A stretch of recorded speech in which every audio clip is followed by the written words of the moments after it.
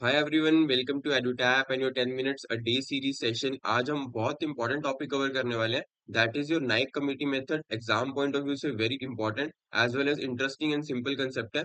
And exam में भी इसके regarding question we can every time we can see that question आता है। नेक्स्ट वी हैव थोड़ा सा इंट्रोडक्शन लेते हैं। दैट इज हम बात कर रहे हैं हमारे चैप्टर की, दैट इज वर्किंग कैपिटल। तो वर्किंग कैपिटल को अगर आपको असेस करना है कि अल्टीमेटली आपको प्रॉपर वर्किंग कैपिटल रिक्वायर्ड कितनी है, यू नो कि वर्किंग कैपिटल में we have to concept that are gross working capital जो हमारी करंट एसेट को डिनोट करती है, and net working capital that is your current asset minus current liabilities. And अब यहाँ पर आपको ये सोचना है कि हमारी जो वर्किंग कैपिटल है वो कितनी होगी, how we will be managing our funds कहाँ से आएंगे, एज वेल एज हमें इन्वेंट्री और जो डेटर्स है मेनली उनको हमें क्या करना होता है।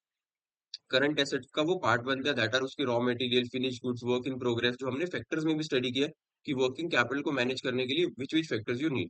तो projected turnover method of assessment आपको क्या बताता है कि यही कि फॉर एग्जांपल अब वर्किंग कैपिटल की रिक्वायरमेंट आपको कितनी है, कितने डे टू डे ऑपरेशंस के लिए, या फिर टोटल जो आपको अपने एसेट्स को मैनेज करने करंट एसेट को, उसके लिए आपको कितना अमाउंट या फिर फंड्स रिक्वायर्ड है to manage those working capital.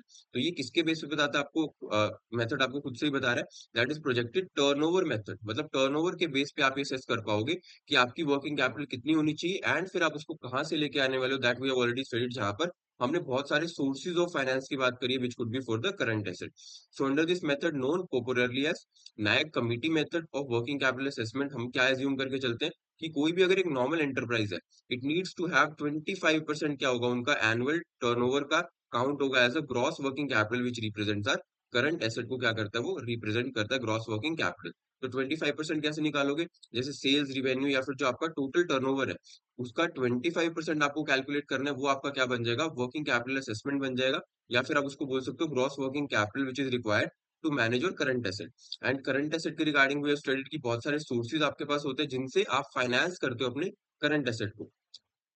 So now it would be out of which 20% आपको कहाँ से लेनी है, will be provided by the bank, आप ले सकते हो। एंड 5% जो है वो कहाँ से आएगी, बोट इन एज मार्जिन, मतलब आप वो आपको खुद के सोर्सेज से ले सकते हो, दैट वुड बी खुद के फंड हो सकते हैं। इधर हमने जो बहुत सारे सोर्सेज स्टडी किया, that you can see the prior videos also, जहां पर हम 5% लाने वाले with our own funds. Next, अब ये तो हमने नॉर्मल एंटरप्राइज के बारे में बात करी, यू नो की एक चीज है that is for loans and advances, जो माइक्रो एंड स्मॉल एंटरप्राइज के लिए आरबीआई की गाइडलाइंस थोड़ी सी डिफरेंट है।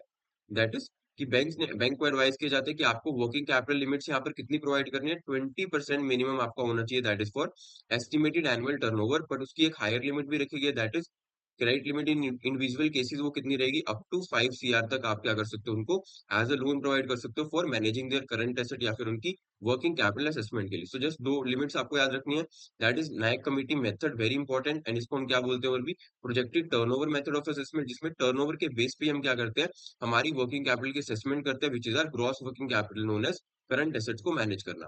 तो 25% आपको एनुअल टर्नओवर का कंसिडर करना है, out of which 20% will be provided by bank as well as 5% आप खुद के मार्जिन से वहां पर लेके आओगे। And micro and small enterprise के लिए दैट लिमिट इज मिनिमम 20% आपको यहाँ पर एज अ लोन मिल सकता है for estimated turnover, whose credit limit कितनी रहेगी, 5 CR की उसकी हायर लिमिट है। Next we have some of the non fund based working capital limit. अब वर्किंग कैपिटल लिमिट्स की जब हमने बात करी तो वही हमने सबसे पहला ऑप्शन क्या देखा कि आप लोन ले सकते हो बैंक से जाकर। अब जब आप बैंक के पास गए, यू विजिटेड बैंक एंड आपने वहां पर क्या किया, लोन के लिए अप्लाई किया, तो लोन के केस में आपको क्या मिलने वाला है, कुछ फंड्स मिलेंगे बैंक के थ्रू, आपके पास क्रेडिट होगा, दैट मीन्स आप उसको फिर यूज कर पाओगे। बट यहाँ पर स्पेसिफिकली मेंशन है कि आपको नॉन फंड बेस्ड के बारे में बात कर रहे हैं, मीन्स आपको फंड तो मिलेगा ही नहीं मिलेगा, आपको कभी भी बैंक से फंड नहीं मिल रहे, जस्ट यहाँ पर और क्या सोर्सेज हो सकते हैं जहां पर आपकी हेल्प हो सकती है। फॉर एग्जाम्पल, अब मुझे अगर एक नॉर्मल एग्जांपल, मुझे एक प्लांट एंड मशीनरी परचेज करनी है। अब प्लांट एंड मशीनरी परचेज करने के लिए मैं सप्लायर के पास गया, बट यहाँ पर सप्लायर मुझे बोल रहे कि we don't know your reputation या फिर क्रेडिट वर्दीनेस के बारे में नहीं पता, रेगुलर कस्टमर नहीं है। So it supplier is saying कि आप अगर बैंक की गारंटी हमें दिलवा देते हो तब हम आपको क्या करेंगे, क्रेडिट पे ये प्लांट एंड मशीनरी प्रोवाइड कर देंगे। सो यहाँ पर बैंक आपको कोई फंड प्रोवाइड नहीं करे, just it is acting as a guarantor, and वो आपको एक गारंटी प्रोवाइड कर रहा है सप्लायर को कि अगर बाय चांस हम डिफॉल्ट करते हैं तो उस केस में बैंक की रिस्पॉन्सिबिलिटी वहां पर आ जाएगी। So it could be an example जहां पर गारंटी काम आ सकती है, issued by bank on the behalf of customer. Next would be को acceptance of bills, this I expect कि आपको ये पता होगा।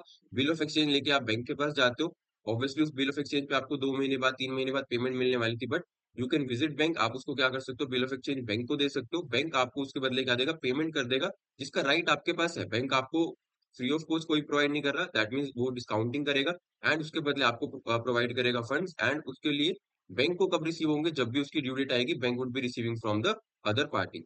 Next would be letter of credit, very interesting topic, जहां पर हम इसका बेसिक एम समझते हैं।